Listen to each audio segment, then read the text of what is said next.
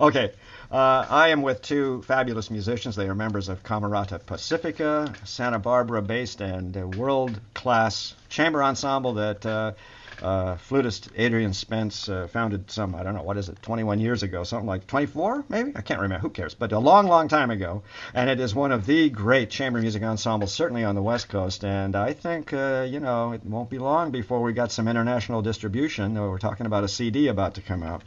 But I'm speaking with on my left. Let's see if that works. Looking rather, as Lera described, rather mysterious. We have Ani Aznavoorian, cellist, principal cellist with Camerata Pacifica, and on my right, the lady with all the books behind her. I love that. Books or CDs or something, I don't know. Behind her, help. Lera Auerbach, composer, pianist, brilliant pianist. I nearly died this morning when I saw some of your performances on YouTube. By the way, go up and catch all these guys on YouTube, everybody who's watching. Let's see, pianist, poet, playwright, composer, and part of this discussion is going to be about a world premiere coming up with Camerata Pacifica. And let me now thumb through. I tried so carefully to get all this organized, and I'm completely out of my mind.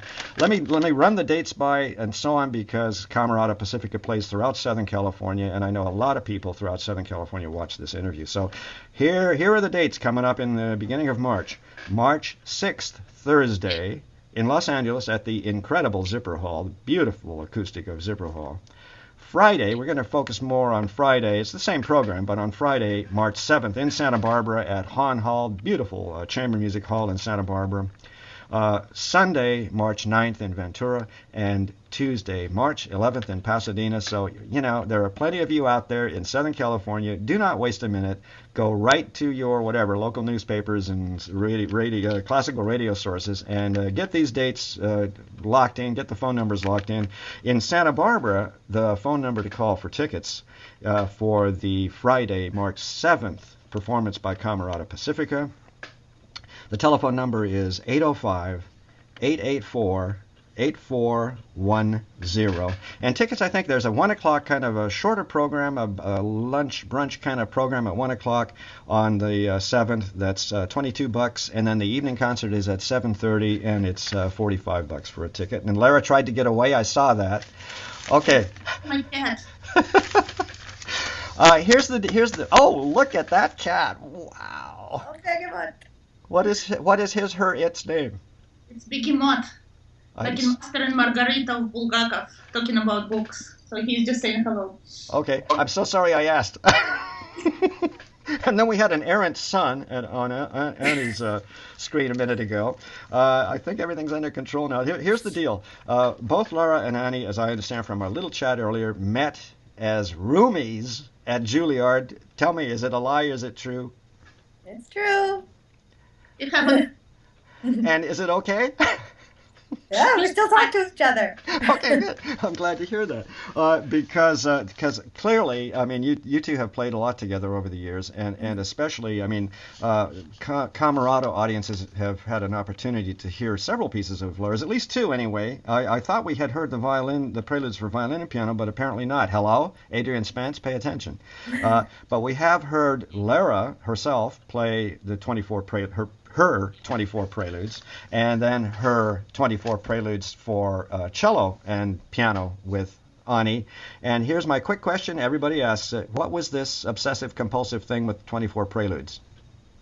Well, it was obsessive-compulsive because I wrote 3 cycles of 24 preludes, one following the other, and every time I would finish one of the cycles, I would feel hungry for more preludes, and I felt that it was just a warm-up leading to the next cycle, so I just kept on going. And so I wrote 72 preludes all in 1 year, and I just fell in love with the form.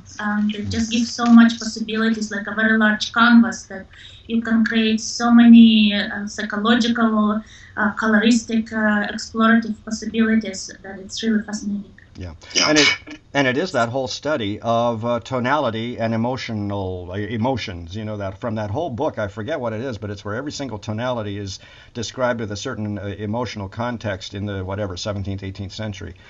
Yeah, something like that. And Ani, how is it to here's the loaded one coming. How is it to play? How does Lera's cello writing fall under your fingers? It's hard. Good, you're honest. Yes. Actually, it's hard, but it feels really good under the hand. It is cellistic. She clearly knows about the instrument. There are things that are hard, such as the Beethoven Triple Concerto for cello, which just is really finger twisting throughout the whole piece. Lera's music isn't quite like that. It still requires tons of practice because it's challenging, but it does fall well under the hand. Hmm. Well, okay, well you're home free on that one. Okay, you got over that one. And let's now talk about this world premiere piece coming up. And what really gets me, and I can't wait to hear it, is that I guess, except for some of the orchestral works, that first symphony I spent some time listening to Lera, and a large chamber piece. I've forgotten the title just now. But for me, in terms of personal live music experience, and that's where Spence is coming from about getting a live audience in a hall. This is important to him, and it's going to be important to me too. I'm going to hear a large body of instruments. One of your pieces, Lera, a world premiere, dream music, for the first time with this large ensemble, and we have solo cello. I guess you still are good roommates. You're writing. Lera's still writing music for you. Solo cello, flute, oboe, clarinet, 2 violins, viola, cello, percussion, piano, and I could spend another few minutes, but we're talking about some of the best musicians, really, no kidding, that, in the world. This is going to be a very, very exciting performance, and it's also going to be something like, as we were talking earlier, maybe 30, 32 minutes. This is a huge piece. And Lera, I just need to ask you, is it a kind of a concerto, a chamber concerto for cello and chamber musicians, or is Ani just a part of the ensemble? Go ahead, I loaded you on that one. No, it is very much a concerto-like writing, where you have one versus a group, many, and there is a relationship between the two forces, so to say. So the approach is as it would be for a full orchestral concerto. So even though it's only 9 instruments plus solo cello, in my mind it's still they represent the mass. They represent the orchestra. Did you just say the mass? Did I hear that? Yes. Well, is there anything about the masses and the protagonist, something imagery-wise? Yes, well, this is how, in a way, the whole tradition of concerto writing started, because you have this romantic idea of one soloist going against the crowd, so to say, and which, of course, has all kind of literally and traditional and kind of dramatic possibilities. There is something very theatrical about the whole aspect of concerto writing. The lonely voice against many, this romantic idea, and I do tend to explore it in this piece. Maybe it's different from the traditional concerto writing, as I don't have the concerto structure, so to say, and there is a less virtuoso type of display that usually occurs in the traditional concerto writing, but it's very, very intensely psychologically dramatic work where you have clearly one voice against many. And Ani, how is it to play again? Well, it's almost a redundant question, but I guess what I'm trying to say is how does this feel under your fingers, and how does it feel with the ensemble, with these players? How does this work feel to you as a first timer? And then I'm going to hit up about the subconscious, deep psychological thing that I just heard. Go. Well, let me tell you the first thing I did when I received the score. A previous concerto that was written for Camerata Pacifica was written for our violist Richard O'Neill, and the concerto was by Huang Ro, and it was a magnificent piece. But Richard had 2 solo lines. One was for his viola, and the other was for voice. He had to sing while he was playing, and it was extensive. It wasn't just one section. It was throughout the whole piece, and it was difficult for voice too. And so the first thing I did when I received Lera's score was to make sure there was just one cello line, and there was. So I was pleased about that. What? Say once more. What's missing in the piece? Ah, I forgot to write a solo voice for um, you.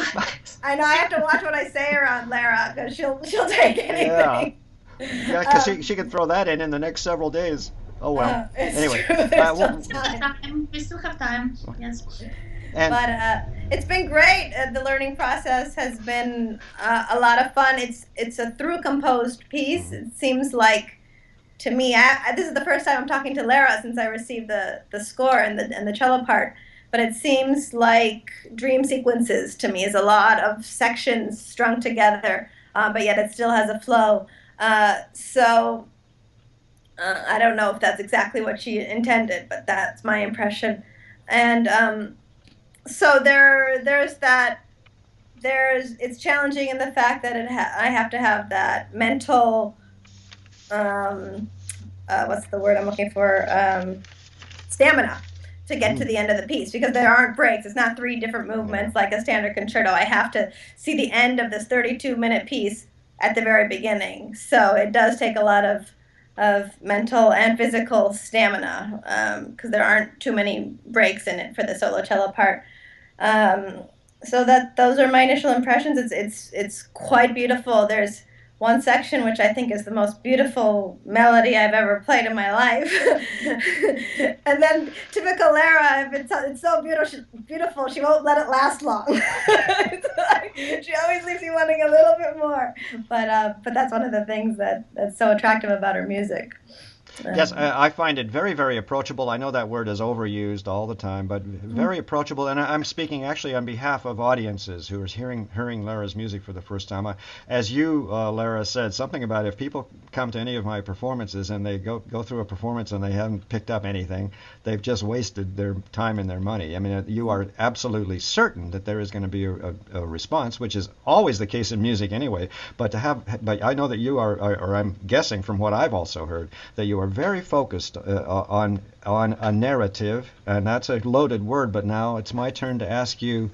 After all, it's called dream music. You've created also a visual image, the painting. Is it a painting or a watercolor? Something. No, it's a painting. And do you do that always? I think your husband mentioned that you do that with most pieces, something like that. I don't do it always, but I've done it quite a lot in the last 5 years or so. I found that as I'm working on a piece, I tend to create a lot of sometimes a lot, sometimes just a single visual images associated with the work. It can be paintings, it can be sculptures, it can be mixed media works. And I also found it that presenters always ask for program notes, and what I feel is that program notes from the composer can be quite dangerous because in a way you set in word just one possible interpretation and you limit the way the audience may interpret for themselves. So I think words become quite dangerous substance when it comes to music, when it comes from the composer. It's totally fine for everybody else to leave the trace, so to say. But for composer, it's almost like limiting your own child in how it can be perceived and how it can be established in the world. But however, to create different visual images, I think it's beautiful invitation for the audience actually to explore their own imagination and. I find it more safe, so to say, to connect, and it helps me. It helps me to survive the deadlines, I would say, because I think with the paintings, because they don't come with a deadline attached to them, I feel I'm free to express some other sides that relate to the same piece I'm working on musically, and it also helps me sometimes to understand certain things structurally that I may not necessarily come to clear concept just through music. So this is a process. So it is a process, and it's something rather recent in my life. As I mentioned, I started doing paintings and sculptures by storm, so to say, for the last 5 years, and it became a very important part of my creative life. I am so glad you said that because my little process here, Bravo, California, is an attempt to get all of the arts interacting, the visual artists listening to the interviews with the classical musicians, et cetera, et cetera, and it's hard. It's hard. So I'm always fascinated by people who really are a part of their process is other media, if you will. And Ani, just let me ask about your own kind of process of preparation. Can you give me a little info about how you kind of approach a brand new work? Can you hear me? Well, the very first thing I did was look at the score, see how heavily it's marked. If I'll have trouble cutting through. Just went through the score without the cello. The next thing I did was to write in fingerings. I just go through very methodically, line by line. That's the most. That takes the most time, is writing in fingerings and bowings. But if I do that right at the beginning, then I learn the piece much faster. So that's exactly what I did. And so once I've got that done, then I start chunking it. And I actually kind of start like I like starting from the back of the piece in chunks, maybe a page at a time, adding a page on in front of that last page, and then keep doing that. And that way, as I play a piece, I feel more and more confident because I know the end of the piece the best. That's just sort of my mental thing. But boy, that's fascinating. That is really fascinating. Process. And then, is there a point? Excuse me. Go ahead, Lera. Maybe we should try to play it backwards. Maybe. I'm giving you more ideas here. We haven't. I'm not in California yet, so we didn't have full rehearsals as an ensemble yet. So there is still a lot of room for experimentation and ideas. And there's also a lot of room for everybody to finally figure out. In other words, nobody really knows. Everybody's preparing their individual parts. This will be interesting, I think, for people. And none of you individual, Lera, of course, knows what she's going to be expecting. But you individual musicians may not have any real idea until you sit down for that first rehearsal. Close? Exactly. And I'm not a pianist, unfortunately. I can't read a score like some pianists can, so I don't really have a full sense of what the orchestra part sounds like. Lera and I are going to have a Skype rehearsal this week. Nice. So I'd help you out with that on the piano. And again, as with Adrian Spence's programs, I mean, beautifully balanced, fascinating, amazing works. Addis, Catch, a large chamber piece. I'm really curious to hear it. I don't think I've ever heard it. And then Brahms Clarinet Quintet. Everybody loves the Brahms Clarinet Quintet. Britten, Temporal Variations. I don't think I've heard that either. And that's the big joy of hearing so much wonderful, fabulous repertory played, again, at the highest possible level, and that is the difference. And I really forgot to ask you a little something, Annie. It's so after it starts to fall together, is there I hate to say that aha moment, because I know you're an extremely expressive, fabulous. The bar line disintegrates. That's the whole point, right? In a way, is to get rid of that bar line. Oh, I like that. The bar line disintegrates. I'm going to add that to my bio. Okay. I hope we didn't offend Lera. But you know what I'm trying to say? Is there a moment, in general, is there some kind of moment where all of a sudden, in preparing new music or even music you've played 100 times, where suddenly there's something that just goes, that's it about a passage? Yes, that kind of happened today. I've started playing through the piece more, and start to finish, no matter what happens, just keep going. And today I really felt the overall piece, and I'm sure when I have my rehearsal with Lera, she'll tell me I'm feeling it all wrong. But I've kind of had a mini aha moment today. It just felt complete, even though I don't have the orchestra part in my ear. But my part had a flow that I enjoyed today. And how come, Lera, you decided you're going to back off the piano part? How dare you? And have Adam Neiman, one of the greatest pianists ever, play it instead? Well, first of all, Adam is a fantastic pianist, and who also we were at Juilliard at the same time. And it's great to be in the audience and to observe a piece from the side. So, and also I feel that it's when others perform my music, it's the piece really taken off. And I love playing my music myself, but it's when others take it. It's when the piece really has its own wings. Well, we're having some few little sounds. There must be a passing satellite or other, but so far we've been so good. I got to ask you one last, both of you. But Lera, for example, has described something about the process about her music as being. We talked earlier, and I love the word fearless. And I, in all my wordiness, as I'm a so-called critic, I'm trying to find just the, how to describe the really the beauty. Your music, Lera, is always moving. I mean, there's just no way to get away from it. But it is also fearless, and that is part of the joy of it. And also that you have said, thank you for all of us, that music is really the heart of communication. It's the closest. It's the one that goes right here, right away to everybody, whether they want it or not. They may not even understand it. And that sounded awfully snotty of me, but you know what I'm trying to say. And so one last little thing, because people love to hear this. I know it's a little corny, and you've probably been asked a million times, and I remember it, I think. But what that it's a crazy profession. It's a very difficult profession. It's very hard to make a living, and so congratulations to you both. But what was that? When was that moment when it was sort of like, this is it. This is going to be my whole life. For what reasons? Let's start with Annie. Can I ask you that question? Can you remember anything? A specific moment? If you like, or not.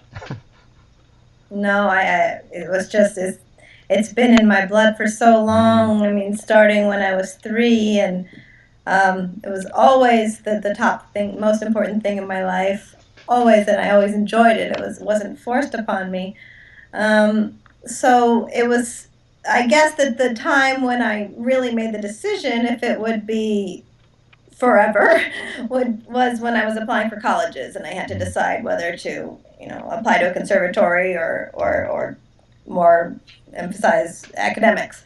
So that was the point where I really made the decision when I went to Juilliard. Was your family musical? My father, he's the most passionate person about music I know, but he doesn't really play anything. He's obsessed with the violin. He knows more about the violin than any violinist I know. He's got every recording, every book about it, and he is now a violin maker, which he wasn't always. He was a chemist early in life, but he changed professions maybe 20 years ago, and that's what he does, and he loves it. I was looking for that root. I've heard from so many musicians that they were the mom and dad played in the New York Philharmonic, and it was just a natural thing. By the way, you play your father's cello, correct? I do. I love it. Hello, a plug for Dad. Lera, was there ever some kind of something that just said, bingo, this is it? Well, I always knew it. I knew it when I was 3 years old. And I remember my first improvisations on the piano. I would go to the piano and I would create a story. I would either illustrate a story that maybe my mother read me a night before, or I would make my own story, but it would be a musical story. So I would illustrate it by playing sounds. So playing an instrument and storytelling was very much connected to me from the beginning. And also I was very fortunate because my mother, who was a musician, she taught me how to read music. At the same time, I learned how to read words, which was, again, when I was 4 years old, I already would notate my own improvisations. And I found it first of all, very natural, the process of notating down your musical ideas. It is actually maybe a pain point with many composers. How do you go from having all these ideas and actually notating them down? For me, it was a very natural process from very beginning because it occurred in such an early age, and it became I don't almost notice how I write it, and I always write by hand. I write everything by hand because it became such an organic part of. I wouldn't be able to recreate this process if I had to write directly to the computer. It just just something would be lost in the middle. So and it was fascinating for me to be able to actually write down something that just happened, and so that it can be done again another day and return to it. And right away I knew that was my life. So I didn't know specifically from the beginning. I also wanted to paint and I wanted to write. So I wanted to do it all, and I knew I would be doing it all one way or another since I was 3 years old. And it's almost I think later on in life it was a time when everyone was telling me you have to decide, you have to choose, you have to make up your mind. Are you going to be a concert pianist or are you going to be a composer? Even within music, it was already seen as being a problem. And in our world of skepticism, I was told that you cannot be taken seriously. If you're told a pianist, you can't possibly be a serious composer, and vice versa. There's not enough time to approach all of it. And at the same time, I wanted to write poetry, and I did, and prose. Right away, my publishers were telling me, you cannot write both poetry and prose because your readers will not take you seriously. You can be only one or the other, but I wanted to do both. And of course, when I started to do painting, that was my reaction in a way to all this. Oh, interesting. So how do you decide between music and literature? You start to, paint. And of course, right away, the same thing happened. I had to do sculptures. And in a way, it was only rather recently that I returned to this notion, which I knew with this complete certainty when I was 4, 5, 6 years old, that my path is to do all of it, that I will never choose. And it's all somehow organically, for better or for worse, interconnected. And whenever I try to limit or cut one part, I start bleeding internally. How easily we have forgotten all about Leonardo. Hello. Listen, it's time to quit. Wonderful talk. Ani, I hope we aren't going to make you late to your next gig here. No, I'm fine, thank you. Just a brief one. I'm going to remind everybody in Southern California, particularly, Camerata Pacifica, the best chamber music ensemble, at least on the West Coast. That's all I have to say about it. In terms of exciting, fabulous music making. Thursday, March 6th in Los Angeles at the Zipper Hall, downtown Los Angeles. Friday, the 7th of March, we get them twice, at 1 o'clock in the afternoon, a shorter program, and at 7:30 at Hahn Hall. And I've given you the phone number. I'm going to give it to you again for tickets. Area code 805 in Santa Barbara, 884-8410. And then also on March 9th in Ventura and March 11th in Pasadena. Wow, well, yeah, I guess you're going to know that new piece pretty well by then, yeah? That's the great thing about Camerata, so many chances to get it right. May I thank on my left Ani Aznavoorian, cellist, fabulous cellist, incredible cellist. Thanks so much for giving me some time. And on my right, the Machiavellian, the new Leonarda, Lera Auerbach. I'm looking forward to hearing the world premiere these 4 evenings of Dream Music, among other, a terrific program of fabulous chamber music. Thanks very much, guys. We pulled it off, I think. Yay, Thank you. Bye, all. Bye.